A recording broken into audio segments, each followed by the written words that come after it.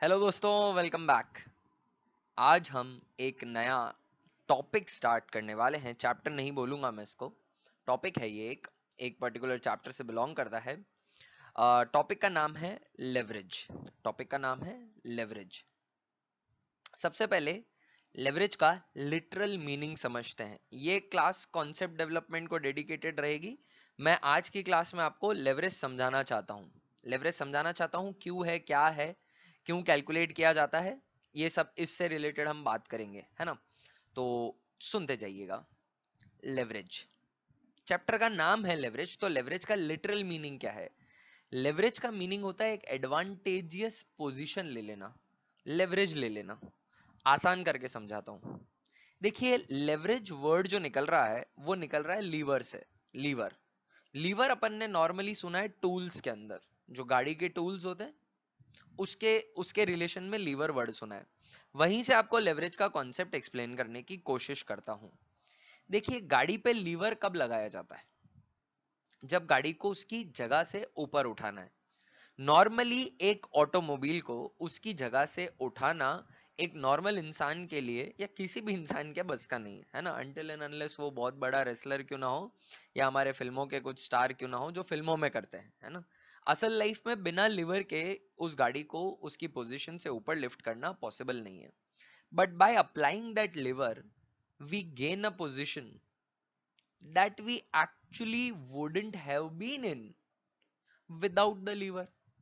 बिना उसके हम उस एडवांटेजियस पोजीशन में नहीं आ पाते, हम उस गाड़ी को लिफ्ट नहीं कर पाते। तो लेवरेज का मीनिंग भी यह है कि ऐसी पोजीशन में आ जाना, कैटापुल्ट ले लेना, छलांग मार लेना, एडवांटेज उठा लेना, एक एडवांटेजियस पोजीशन में आ जाना, वो लेवरेज होता है। ठीक है ना। बात सिंपल सी है कि दो लोग लड़ रहे थे निहत्ते, और एक के हाथ में तलवार आ जाए तो तलवार वाला लेवरेज वाली पोजीशन में आ जाएगा, उसके पास एडवांटेजियस पोजीशन होगी, उसका वजन बढ़ गया। करेक्ट बात है। तो लेवरेज एडवांटेजियस पोजीशन होती है। फाइनेंशियल टर्म्स में, फाइनेंशियल मैनेजमेंट में लेवरेज क्या होती है? फाइनेंशियल मैनेजमेंट में लेवरेज यूं समझ लो कि एक रेशियो है, कंपैरिजन है एक वेरिएबल का दूसरे वेरिएबल से। आपने हमने अभी तक रेशियो एनालिसिस फाइनेंशियल मैनेजमेंट में एड्रेस नहीं किया, रेशियो एनालिसिस मैंने एड्रेस नहीं किया। पर अपन ने जूनियर क्लासेस में ट्वेल्थ में रेशियो एनालिसिस पढ़ा है, तो हम रेशियो समझते हैं कि एक वेरिएबल को दूसरे वेरिएबल से, एक फाइनेंशियल वेरिएबल को दूसरे फाइनेंशियल वेरिएबल से कंपेयर कर लो। लेवरेज भी यही है, एक वेरिएबल को दूसरे वेरिएबल से कंपेयर कर रहे हैं, वो लेवरेज है। करेक्ट है। क्यों क्रिएट होता है लेवरेज? क्यों लेवरेज की सिचुएशन आती है? Because of incorporating a fixed expense in your either operating structure और फाइनेंशियल स्ट्रक्चर। थोड़ी सी कॉम्प्लिकेटेड बात बोल रहा हूं, अभी सिंप्लीफाई कर दूंगा। फिक्स्ड एक्सपेंस अगर आप लगाओगे या तो ऑपरेटिंग स्ट्रक्चर में या फाइनेंशियल स्ट्रक्चर में, तो लेवरेज क्रिएट हो जाएगा। फिक्स्ड एक्सपेंस, कौन से फिक्स्ड एक्सपेंस की बात कर रहा हूं, कैसे लेवरेज क्रिएट होगा, सब एक्सप्लेन करूंगा थोड़ी सी देर में। लेवरेज की, अगर किसी का भी लेवरेज, बहुत तरह के लेवरेज होते हैं, लेवरेज की जनरल फॉर्मूला अगर पूछी जाए तो वो होगी percentage change in one variable upon percentage change in another. एक वेरिएबल को दूसरे वेरिएबल से कंपेयर कर रहे हैं, वो लेवरेज है। हम कितने लेवरेज पढ़ेंगे फाइनेंशियल मैनेजमेंट में? We are going to be studying three leverage: operating leverage, financial leverage and a combined leverage. इन दोनों का कॉम्बिनेशन ही होता है। तो बेसिकली दो पढ़ रहे, कंबाइंड लेवरेज तो इनका कॉम्बिनेशन है, कॉम्बो ऑफर है, एक की कैलकुलेशन में दोनों लेवरेज का असर आ जाता है, ऑपरेटिंग लेवरेज और फाइनेंशियल लेवरेज। क्यों आता है कोई भी लेवरेज? अभी हमने क्लियर किया कि फिक्स्ड एक्सपेंस इनकॉर्पोरेट करोगे तो लेवरेज आएगा। तो अब समझते हैं कि ऑपरेटिंग लेवरेज किस फिक्स्ड एक्सपेंस की वजह से आता है और फाइनेंशियल लेवरेज किस फिक्स्ड एक्सपेंडिचर की वजह से आता है। आपने स्ट्रक्चर में आप फिक्स्ड कॉस्ट को इनकॉर्पोरेट कर दोगे, फिक्स्ड कॉस्ट घुसा दोगे आप अपने स्ट्रक्चर के अंदर, ऑपरेटिंग या फाइनेंशियल, तो लेवरेज क्रिएट हो जाएगा। और ऑपरेटिंग के अंदर इनकॉर्पोरेट करोगे तो ऑपरेटिंग लेवरेज आएगा, फाइनेंस के अंदर करोगे तो फाइनेंशियल लेवरेज आएगा। मीनिंग क्या है दोनों का, सुनिएगा। देखिए, जब हमारा ऑर्गेनाइजेशन ऑपरेशंस करता है, ऑपरेशंस यानी प्रोडक्शन कर रहा है, तो इसके पास प्रोडक्शन करने के दो मेजर टेक्निक्स अवेलेबल होते हैं। एक लेबर इंटेंसिव जा सकता है, एक कैपिटल इंटेंसिव जा सकता है। लेबर इंटेंसिव जाएगा तो लेबर इंप्लॉय करनी है, लेबर प्रोडक्ट बनाएगी, प्रोडक्ट बनाएगी तो उनको पैसा देना है, और वहां से मेरा प्रोडक्शन होता रहेगा, फिर वो फिनिश गुड्स बन के बिकेगा। बिकेगा सेम प्रोडक्ट, और उस पर सेम सेल्स वैल्यू आएगी। इसी का ऑप्शन दूसरा हो सकता है कि मैं लेबर ना एम्प्लॉय करके मशीन लगा दूं। अब मशीन प्रोडक्शन करेगी। अब मशीन कितना भी प्रोडक्शन करे, उस पे लगने वाला जो कॉस्ट है वो तो इंकर हो गया, उसका डिप्रीसिएशन लगना ही लगना है। तो दो टेक्निक्स हो गई मेरे पास, एक लेबर इंटेंसिव, एक कैपिटल इंटेंसिव। अगर लेबर इंटेंसिव में चलूं तो हर नया प्रोडक्ट जो बनेगा और बिकेगा उसके ऊपर मुझे एक वेरिएबल कॉस्ट इंकर करनी है। हर यूनिट नई प्रोड्यूस होगी तो मेरे को कॉस्ट भी इंकर करनी है। पर अगर मैं कैपिटल इंटेंसिव टेक्निक पे चलूं, मान लो मशीन लगा दूं, तो एक बार मशीन की कॉस्ट रिकवर हो गई, एक बार मशीन की कॉस्ट रिकवर हो गई, उसके बाद every additional unit that the machine produce, मुझे पूरा का पूरा कंट्रीब्यूशन जो मिलेगा वो पूरा मेरी जेब में जाएगा, क्योंकि फिक्स कॉस्ट तो कुछ लगी नहीं।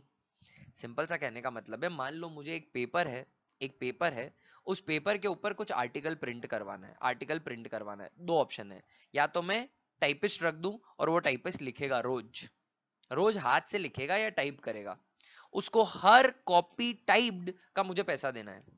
या फिर मैं एक प्रिंटर लगा दूं और वो प्रिंटर वो रोज लेटर प्रिंट करता रहेगा। टाइपिस्ट ने हर एक नया लेटर प्रिंट किया, मुझे उसे पैसे देने, फिर वो लेटर मैं बाजार में बेचूंगा, टाइपिस्ट को थोड़े पैसे दूंगा, टाइपिस्ट को पैसे देने के ऊपर जो मिला वो मेरी कमाई। फिक्स कॉस्ट मेरी यहां कुछ लगी नहीं रही।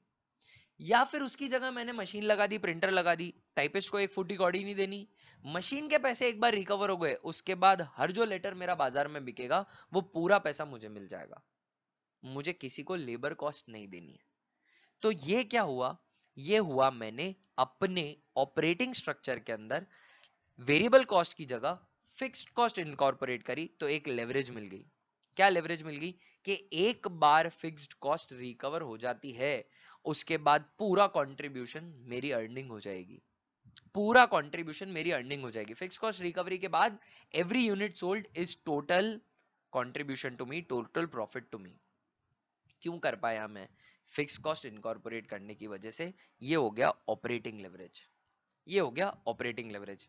चलिए इसको एक एग्जांपल के थ्रू समझते हैं। एग्जांपल के थ्रू देखना कैसे समझ रहे हैं। सबसे पहले आपको पता होना चाहिए कि इनकम स्टेटमेंट कैसे बनता है। फर्स्ट एंड फॉरमोस्ट आपको पता होना चाहिए कि इनकम स्टेटमेंट कैसे बनता है, जो अपन ने देखा हुआ है पहले भी। सेल्स में से वेरिएबल कॉस्ट निकालोगे तो मिलेगा कंट्रीब्यूशन। जो भी टोटल कॉस्ट होती है उसको दो कॉस्ट में एसोसिएट कर दिया जाता है, फिक्स्ड और वेरिएबल। आपको पता है ये बात, मैं फिर भी कहना चाहता हूं, अगर कहीं भूल चूक हल्की सी भी कमी पेशी हो इस कॉन्सेप्ट के अंदर तो अभी क्लियर हो जाएगी। फिक्स कॉस्ट और वेरिएबल कॉस्ट। फिक्स कॉस्ट वो कॉस्ट है जिसका प्रोडक्शन से, जिसका आउटपुट से, जिसका नंबर ऑफ यूनिट प्रोड्यूस से कोई लेना देना नहीं है। कितनी भी यूनिट्स प्रोड्यूस हो, कम ज्यादा या जीरो, कम हो ज्यादा हो या बिल्कुल प्रोडक्शन नहीं हो, तो भी फिक्स कॉस्ट लगेगी ही लगेगी, तो भी फिक्स कॉस्ट लगेगी ही लगेगी। तो ये हो गई फिक्स्ड कॉस्ट। वेरिएबल कॉस्ट का डायरेक्ट कनेक्शन है नंबर ऑफ यूनिट्स प्रोड्यूस से।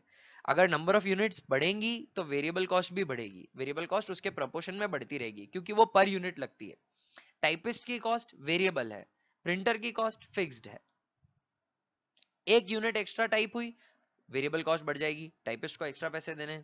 बट एक पेपर प्रिंट करो, 10 पेपर प्रिंट करो, 100 पेपर प्रिंट करो, प्रिंट ही मत करो, प्रिंटर का खर्चा तो आप कर चुके हो, तो उस पर लगने वाला depreciation for example fix cost है, वो बदल नहीं रहा। तो फिक्स कॉस्ट और वेरिएबल कॉस्ट, ठीक है।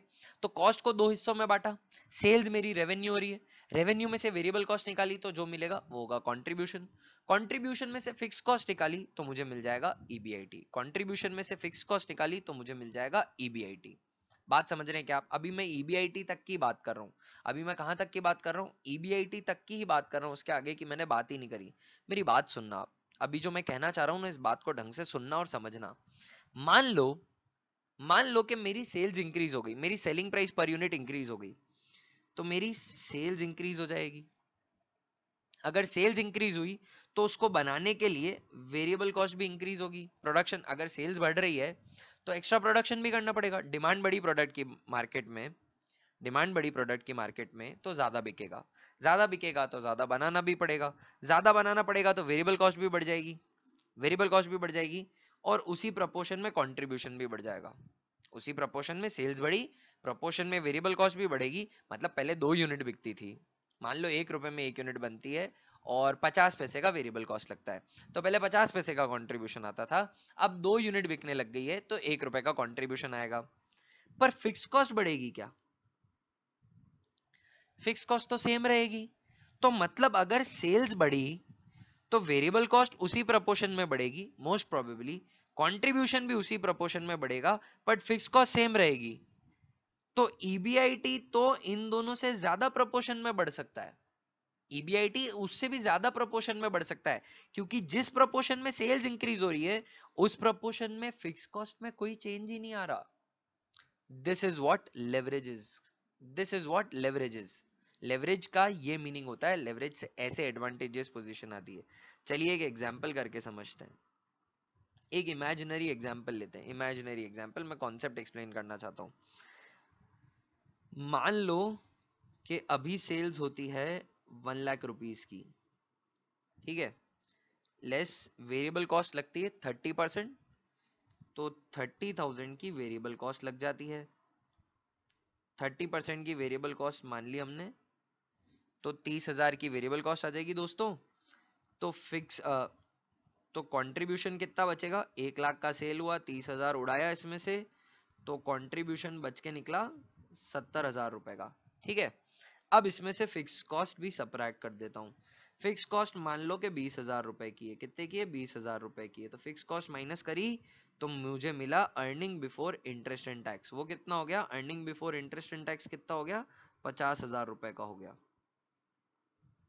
50,000 रुपए का मेरा ईबीआईटी हो गया। यहां तक की कहानी हमने समझी।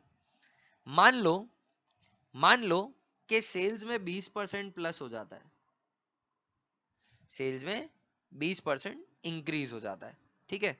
तो अब न्यू सेल्स क्या हो जाएगी, इंक्रीमेंट के बाद 20% इंक्रीज हो गया, तो 1,20,000 की सेल्स हो जाएगी सर। अब 1,20,000 का 23%, तो 36,000 का वेरिएबल कॉस्ट लग जाएगा सर। समझ रहे हो मेरी बात को, हो क्या रहा है भैया, 1,20,000 की सेल हो गई, तो इस पे 30% का कंट्रीब्यूशन वेरिएबल कॉस्ट कट गया, तो कंट्रीब्यूशन निकल के आया 84,000 का। आप नोटिस करना सब में 20% का इंक्रीमेंट आ जाएगा, ये भी 20% बढ़ गया, 30 का 20%, 3 2 6, ये भी 20% बढ़ गया, ये भी 20% बढ़ गया, ये भी 20% बढ़ गया, 20% से कितना हो गया, 84 हो गया। पर फिक्स कॉस्ट में कोई चेंज आएगा क्या, कैसे आ सकता है, वो तो फिक्स्ड है, वो तो चेंज होगी ही नहीं, फिक्स कॉस्ट प्रोडक्शन से लिंक्ड है ही नहीं। तो भले ही आप 1,20,000 बेचो या 2,00,000 बेचो, फिक्स कॉस्ट तो उतनी की उतनी लगनी है। यानी फिक्स कॉस्ट अभी भी कितनी लगेगी, फिक्स कॉस्ट अभी भी 20,000 की ही लगेगी, फिक्स कॉस्ट अभी भी 20,000 की ही लगेगी। करेक्ट है क्या, फिक्स कॉस्ट कितने की लग रही है, 20 की लग रही है। तो अब जो मेरा ईबीआईटी आया वो कितना आया, वो कितना आया, वो आया 64,000। वो कितना आया, 64,000। 50,000 में,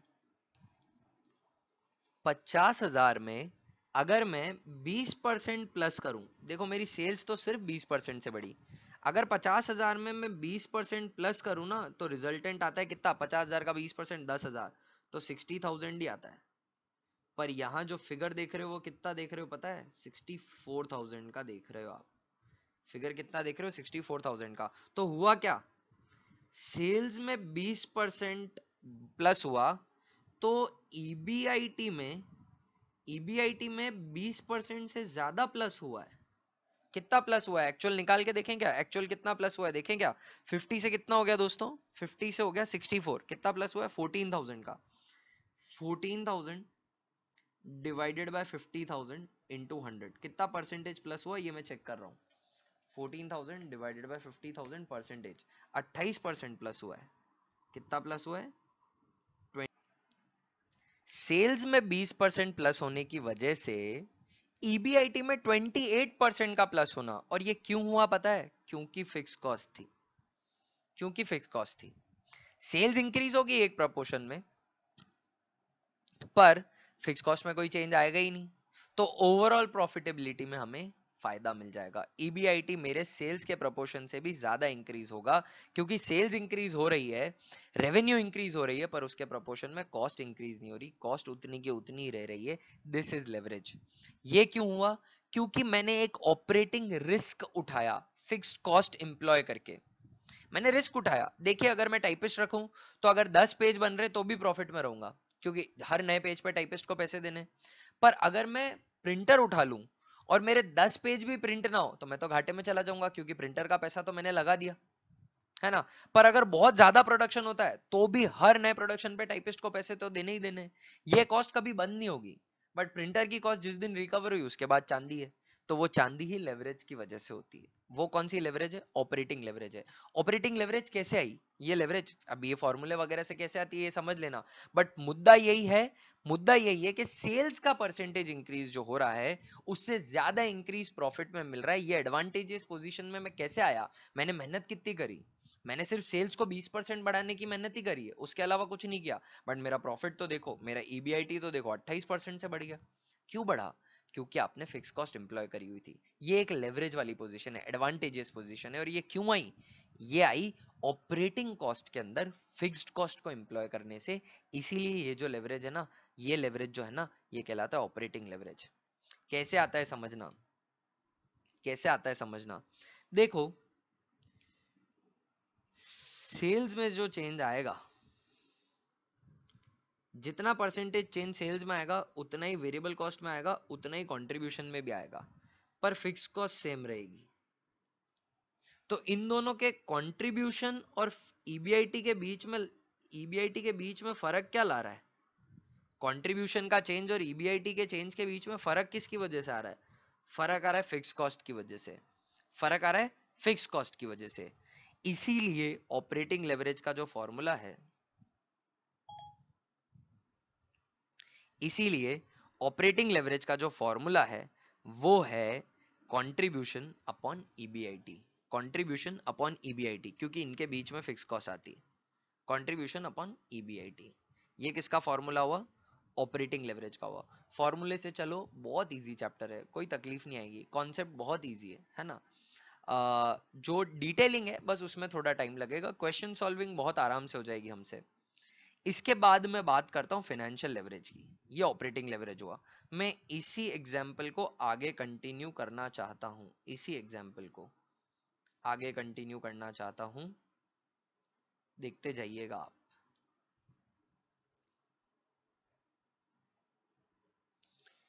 प्रॉफिट की कंप्यूटेशन तो यहां खत्म नहीं होती, प्रॉफिट तो और आगे जाता है। प्रॉफिट यहां खत्म थोड़ी होता, प्रॉफिट तो और आगे जाता है। अब इसमें से लेस हो जाएगा इंटरेस्ट। इंटरेस्ट का सेल से कोई लेना देना है? प्रॉफिट से कोई लेना देना है? मेरी मेहनत से कोई लेना देना है? मैं लॉस इंकर करूं उससे कोई लेना देना है? सबके आंसर नो है। इंटरेस्ट तो देना है, फिक्स्ड अमाउंट से देना है, कमाओ तो भी देना है, नहीं कमाओ तो भी देना है, लॉसेस हो तो भी देना है, अच्छा बिजनेस चले तो भी सेम अमाउंट से देना है, बुरा बिजनेस चले तो भी सेम अमाउंट से देना है। यानी इंटरेस्ट एक फिक्स्ड कॉस्ट होगी, इंटरेस्ट एक फिक्स्ड कॉस्ट होगी। ये फिक्स्ड फाइनेंशियल कॉस्ट है। और जो ऊपर वाली फिक्स कॉस्ट थी, जो ईबीआईटी के पहले फिक्स कॉस्ट लेस करी थी, वो थी फिक्स्ड ऑपरेटिंग कॉस्ट। और इंटरेस्ट जो है वो है फिक्स्ड फाइनेंशियल कॉस्ट। मान लो मान लो कि 25,000 का इंटरेस्ट देना पड़ता है। कितने का इंटरेस्ट देना पड़ता है? 25,000 का इंटरेस्ट लग जाता है अपने ऊपर। तो ईबीटी कितना आएगा? अर्निंग बिफोर टैक्स कितना आएगा? 25,000 का आएगा। कितने का आएगा? 25,000 का आएगा। अब इसके ऊपर टैक्स देना पड़ेगा। जितना ज्यादा प्रॉफिट उतना टैक्स। अगर प्रॉफिट बढ़ रहा है तो टैक्स भी उसी प्रोपोर्शन में बढ़ जाएगा, क्योंकि टैक्स की रेट चलती है ना।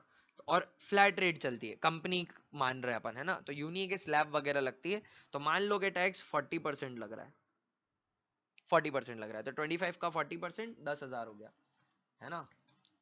40% टैक्स लग जाएगा, 10,000 का मुझे टैक्स पे करना पड़ेगा। तो मेरा प्रॉफिट आफ्टर टैक्स कितना आ जाएगा? प्रॉफिट आफ्टर टैक्स आ जाएगा मेरा 15,000 रुपए का। ये हो गया मेरा प्रॉफिट आफ्टर टैक्स। वही 20% चेंज की बात कर रहा हूं मैं, सेल्स में 20% का फर्क आया, तो मेरी सेल्स 1 लाख से कितनी हो गई? 1,20,000 हो गई। 1 लाख, इसी कंपनी की सेल 20% बढ़ गई, ठीक है ना। तो ईबीआईटी 64,000 का हो गया। इंटरेस्ट मुझे बताओ, फर्क पड़ेगा क्या? सेल्स बढ़ गई तो डेट डिबेंचर होल्डर ऐसा बोल सकते हैं क्या? वाह भैया बहुत ज्यादा कमा रहे हो, सेल्स 20% बढ़ गई, मुझे इंटरेस्ट ज्यादा दे दो। दरवाजे से रवाना कर देंगे उसको, है ना। दरवाजे से ही रवाना कर देंगे उसको। किस बात का ज्यादा इंटरेस्ट भाई? मेरी मेहनत मैं कमा रहा हूँ, इंटरेस्ट तुझे 25,000 पहले मिलता था, अभी भी 25,000 ले और निकल, ठीक है ना। तो उसको 25,000 का इंटरेस्ट पकड़ा दोगे आप, क्योंकि उसके इंटरेस्ट का मेरी प्रॉफिटेबिलिटी से कोई लेना देना नहीं है, फिक्स कॉस्ट है।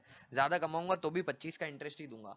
तो अभी 64,000 का ईबीआईटी हो गया, ईबीआईटी बढ़ गया है और 20% से भी नहीं बढ़ा, ईबीआईटी 28% से बढ़ा है। वो किस वजह से? 28, 20 का 28 कैसे फायदा मिला? वो तो फिक्स कॉस्ट का फायदा मिल गया। अब देखो नीचे और कितना फायदा मिलता है मुझे, नीचे और कितना फायदा मिलता है। किस वजह से फायदा मिलेगा? ईबीटी की वजह से। किस? इंटरेस्ट की वजह से। इंटरेस्ट की वजह से मुझे और फायदा मिलेगा प्रॉफिट में। इसमें से मैंने 25,000 माइनस किया, तो अब मेरा ईबीटी आया 39,000 का।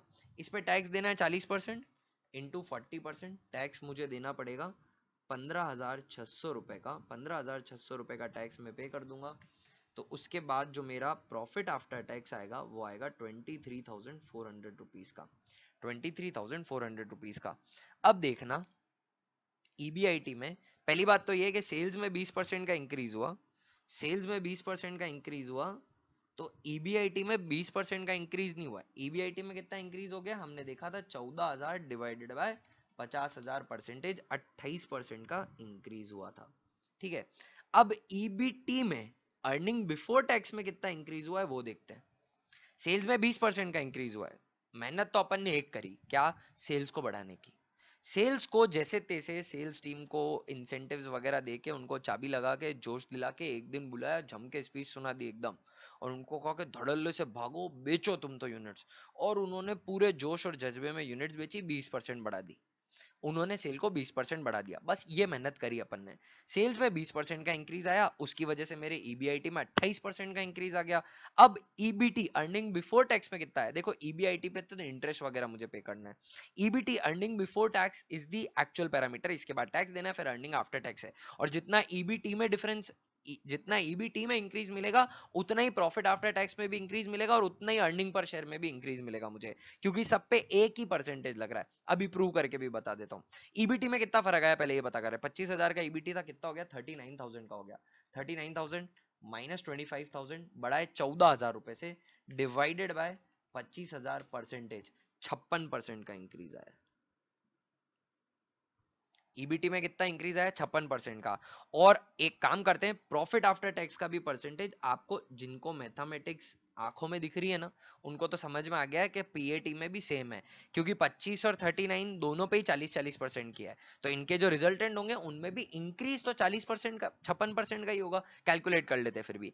15,000 का, जब 1 लाख की सेल थी ना, तब 15,000 का प्रॉफिट आफ्टर टैक्स था, अब 23,400 का हो गया। देखते कितना परसेंटेज इंक्रीज हुआ है। 23,400 माइनस 15,000, इंक्रीज हुआ है 8,400 रुपए का। कितने पर? 15,000 पर, डिवाइडेड बाय 15,000 और परसेंटेज, ये दोस्तों देखो 56% का इंक्रीज हुआ है। ये सेल्स बढ़ाने के लिए क्या मैंने कोई नया इशू किया? मेरे नंबर ऑफ शेयर्स तो सेम रहेंगे। मान लो पहले भी 1,000 शेयर थे, अभी भी 1,000 शेयर थे, 1,000 इक्विटी शेयर थे, और कोई प्रेफरेंस डिविडेंड वगैरह नहीं है। तो यहाँ पे अर्निंग पर शेयर कितना आएगा? Earning per share, number of equity share जो है ना दोस्तों, वो है 1,000 रुपए। 1,000 शेयर, रुपए कहां से हो गए? 1,000 शेयर है मेरे। तो यहाँ पे अर्निंग पर शेयर कितना आएगा? 15 आएगा। और यहाँ पे अर्निंग पर शेयर कितना आएगा? 23.4 आएगा। आएगा क्या? 23.40, 1,000 से डिवाइड किया और कुछ नहीं किया। 15 से 23.40 हुआ, 15,000 से 23,400 हो या 15 से 23.4 हो, परसेंटेज इंक्रीज तो 56 ही रहेगा ना। अब इतनी मैक्स तो आती है ना हमें भी, 56% ही है। तो अब सीन समझना आप, हो क्या रहा है। सेल्स में 20% का चेंज, सेल्स में 20% का चेंज ईबीआईटी में 28% का चेंज ला रहा है। सेल्स में 20% का चेंज, ईबीआईटी में 28% का चेंज, और अर्निंग पर शेयर में 56% का चेंज, अर्निंग बिफोर टैक्स में 56% का चेंज, प्रॉफिट आफ्टर टैक्स में 56% का चेंज।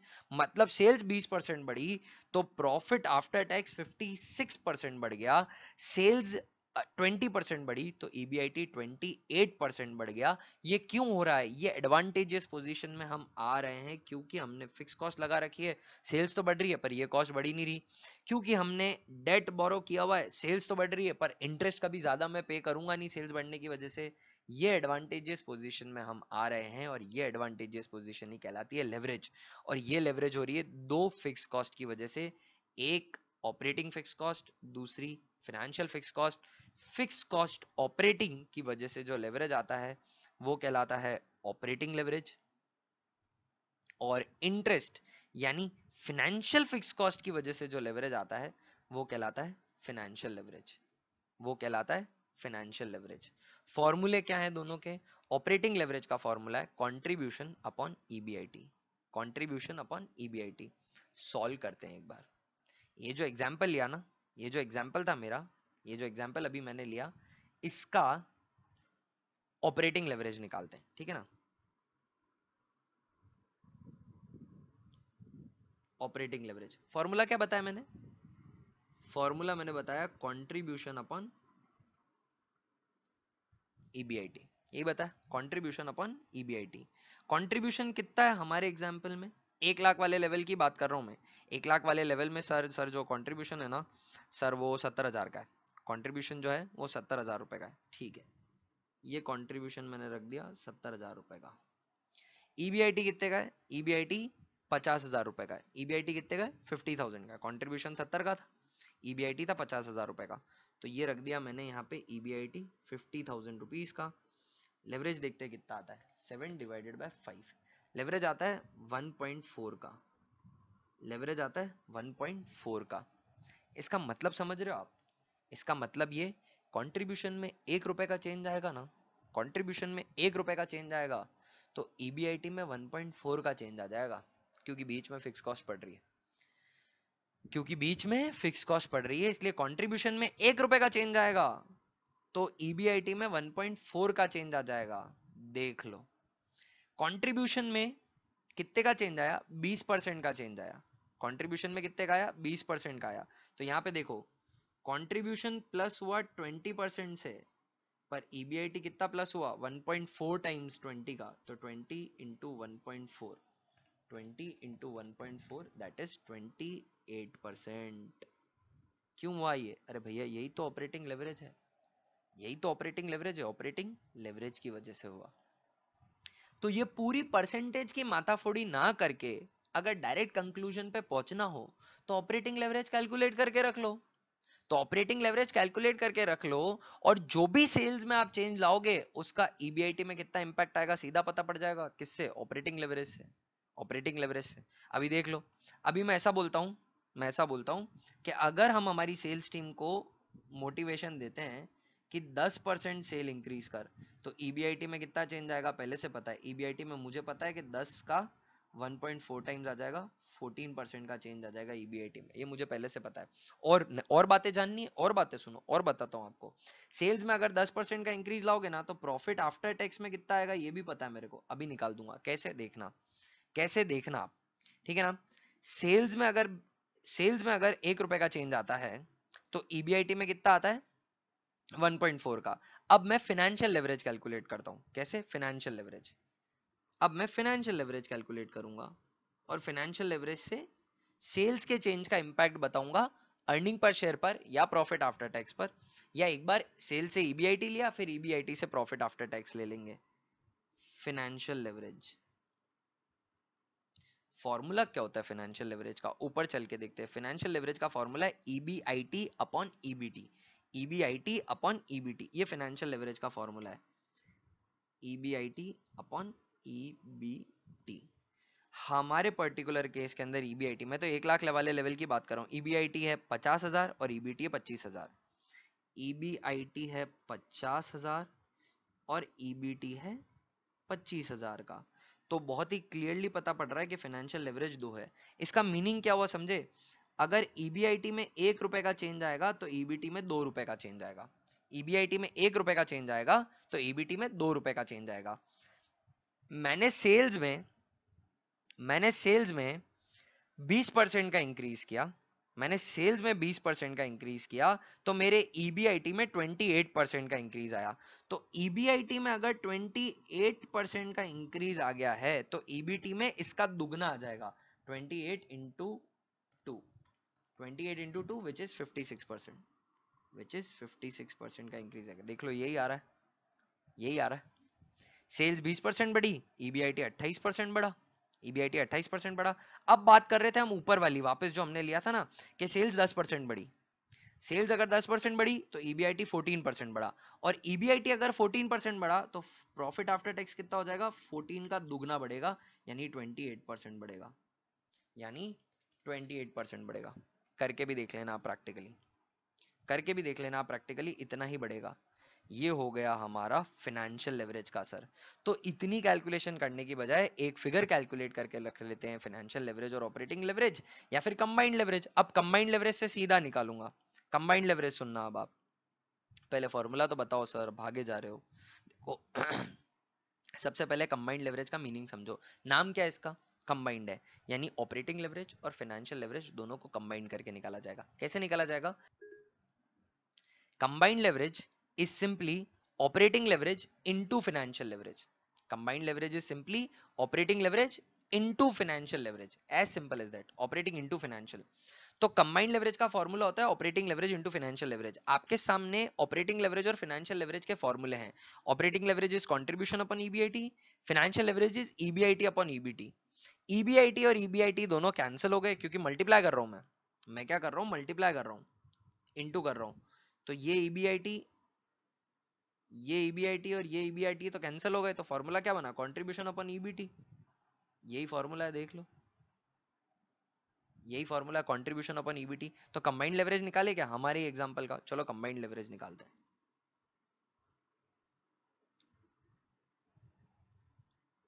कंबाइंड लेवरेज पहले फॉर्मूला से निकालते हैं। कंबाइंड लेवरेज का डायरेक्ट फॉर्मूला जो है वो है कंट्रीब्यूशन अपॉन ईबीटी। तो कंट्रीब्यूशन अपॉन ईबीटी, ये रही हमारी इनकम स्टेटमेंट ऊपर। कंट्रीब्यूशन कितना है दोस्तों, 70,000, और ईबीटी 25,000। कंट्रीब्यूशन है 70,000 और ईबीटी है 25,000 का। 70,000 अपॉन 25,000, 70,000 डिवाइडेड बाय 25,000। तो ये आ गया, कितना आ गया कंबाइंड लेवरेज 2.8 का। एक बार कंबाइंड लेवरेज उस तरीके से भी निकालूं क्या, कंबाइंड लेवरेज का एक और फॉर्मूला क्या होता है, operating leverage into financial leverage. ये भी होता है क्या, हाँ होता है ना सर, होता है। कंबाइंड लेवरेज, ऑपरेटिंग लेवरेज कितना था, ऑपरेटिंग लेवरेज था 1.4 का, और फाइनेंशियल लेवरेज कितना था, 2 का था। 1.4 इंटू 2, 2.8, 2.8। इसका मीनिंग क्या हुआ समझे, इसका मीनिंग क्या हुआ, अगर कंट्रीब्यूशन में 1 रुपया बढ़ेगा तो अर्निंग बिफोर टैक्स जो है ना वो 2.8 रुपए से बढ़ जाएगा। कंट्रीब्यूशन अगर 1 रुपए से बढ़ा तो ईबीटी 2.8 से बढ़ जाएगा। और एक चीज मुझे पता है, मैं थोड़ी सी एक लंबी फलांग मार रहा हूं, समझ में आ जाएगा, हजम हो जाएगी बात। अगर सेल्स 1 रुपए से बढ़ी तो वेरिएबल कॉस्ट भी 1 रुपए से बढ़ जाएगी, मतलब उसी प्रपोर्शन से बढ़ जाएगी। अगर सेल्स में 1% का इंक्रीज आया तो वेरिएबल कॉस्ट में भी 1% का इंक्रीज आएगा, और कंट्रीब्यूशन में भी 1% का इंक्रीज आएगा। ये हमेशा एक दूसरे से चेन में चलेंगे, क्योंकि सेल्स का परसेंटेज वेरिएबल होता है और उसी का परसेंटेज कंट्रीब्यूशन होता है ना। मतलब सेल्स का अगर 20% वेरिएबल कॉस्ट है तो 80% कंट्रीब्यूशन है। तो जितना परसेंटेज चेंज सेल्स में आएगा उतना का उतना कंट्रीब्यूशन में आएगा। ये हमेशा सिंक में चलेंगे, ये हमेशा सिंक में चलेंगे। बात समझ रहे हो क्या। तो अगर सेल्स में चेंज आया तो कंट्रीब्यूशन में आया, तो जितना चेंज सेल्स में है उतना ही कंट्रीब्यूशन में, और उसका कुछ टाइम्स क्या आ जाएगा ईबीटी में, किस वजह से, कंबाइंड लेवरेज से। यानी fixed cost, fixed operating cost और फिक्स्ड फाइनेंशियल कॉस्ट दोनों के एम्प्लॉय करने की वजह से। तो मैं इतनी सी बात बोल रहा हूं कि अगर सेल्स 10% बढ़ी यानी कंट्रीब्यूशन 10% बढ़ा, तो ईबीटी कितना परसेंटेज बढ़ेगा हमारे पर्टिकुलर एग्जांपल में, 2.8 टाइम्स। देखना आप मेरी बात को, हमने यहाँ जो हाइपोथेटिकल एग्जांपल लिया था ना, हाइपोथेटिकल क्या लिया था कि सेल्स अगर 10% बढ़ती है तो प्रॉफिट आफ्टर टैक्स में कितना असर आएगा, 28% का आएगा। देख लो यहाँ लगा लो, सेल्स अगर 10% बढ़ी तो ये क्लियर बात है कि कंट्रीब्यूशन भी 10% बढ़ेगा। And because of combined leverage, because of combined leverage 10% का 2.8 टाइम्स 28% से क्या हो जाएगा हमारा, ईबीटी बढ़ जाएगा। अर्निंग बिफोर टैक्स बोल लो या अर्निंग आफ्टर टैक्स बोल लो या अर्निंग पर शेयर बोल लो, एक ही बात है, क्योंकि जितना ईबीटी बढ़ेगा उतना ही ईएटी बढ़ेगा और उतना ही ईपीएस बढ़ेगा, क्योंकि सब कनेक्टेड है, परसेंटेज का फर्क पड़ रहा है बस। वो उसका 40% हो जाता है, फिर 60% हो जाएगा और नंबर ऑफ शेयर से डिवाइड हो जाएगा, बस इतनी सी बात है। ये था कॉन्सेप्ट दोस्तों, ये था कॉन्सेप्ट किसका? लेवरेज का। ये था लेवरेज का कॉन्सेप्ट। आई होप आपको ये चीज समझ में आई हो। ऑपरेटिंग लेवरेज, फाइनेंशियल लेवरेज और कंबाइंड लेवरेज। एक और बात इसके साथ परोसना चाहूंगा, जो ये लेवरेज है ना, इसको परसेंटेज फॉर्म में भी निकाला जा सकता है। परसेंटेज मतलब दो सिचुएशन हो कंपैरेटिवली, एक लेवल और दूसरा लेवल आपको दे रखा हो, तो लेवरेज निकालने का एक और तरीका होता है। ऑपरेटिंग लेवरेज निकालने का तरीका होता है percentage change in EBIT upon percentage change in sales. इससे निकलेगा ऑपरेटिंग लेवरेज। ट्राई करेंगे क्या? चेक करके देखें, चेक करके देखें। चलो निकाल के देखते हैं इसमें। ऑपरेटिंग लेवरेज नए तरीके से निकाल रहा हूं, प्रूव कर रहा हूं ऊपर वाली स्टेटमेंट में।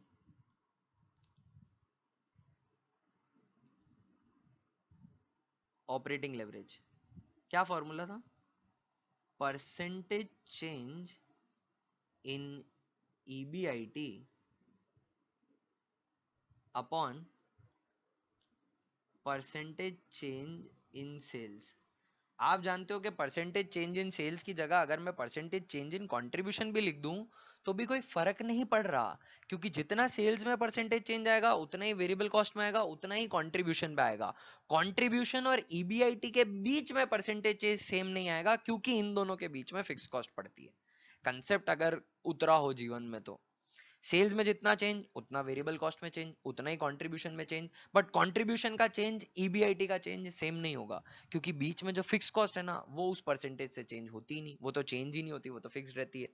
तो जो चेंज ऊपर बढ़े जा रहा है पर फिक्स कॉस्ट एकदम फिक्स रहेगी, तो नीचे फिर जो ईबीआईटी होगा वो ऊपर वाले चेंज से भी ज्यादा वैल्यू में बढ़ जाएगा।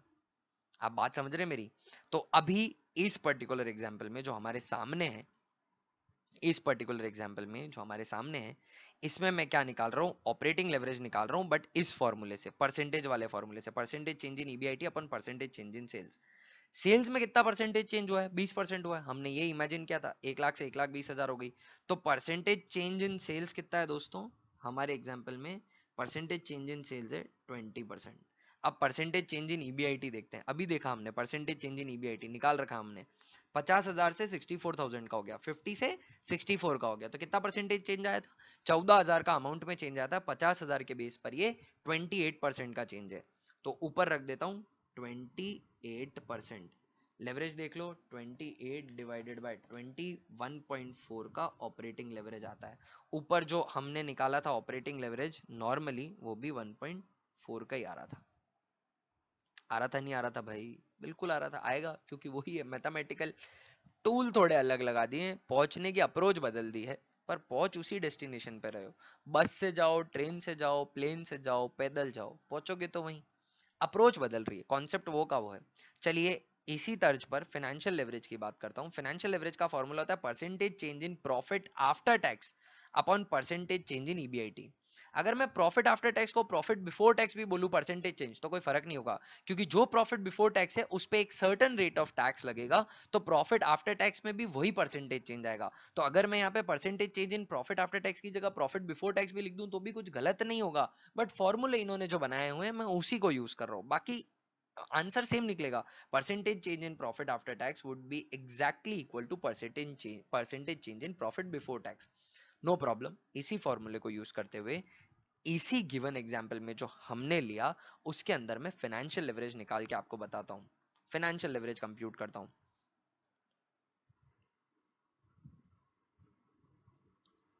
फाइनेंशियल लेवरेज फॉर्मूला क्या था?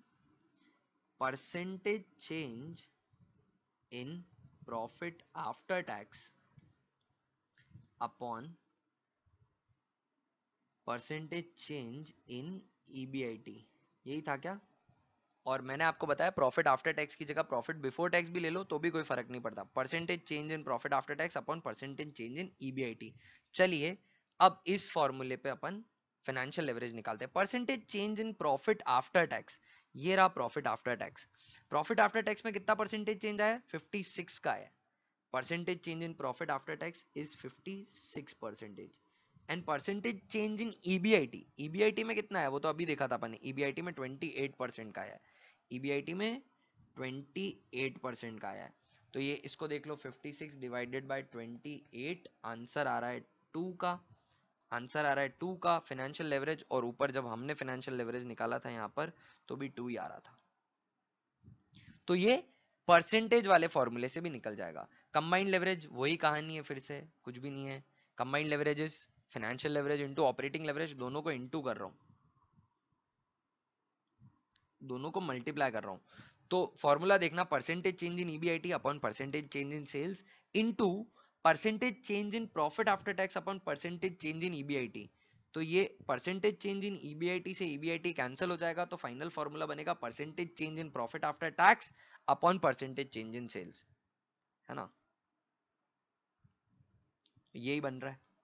ठीक है, तो एक काम करते हैं, कंबाइंड लेवरेज भी चेक कर लेते हैं, इतना किया है तो बहती गंगा में उसको भी चेक कर लेते हैं।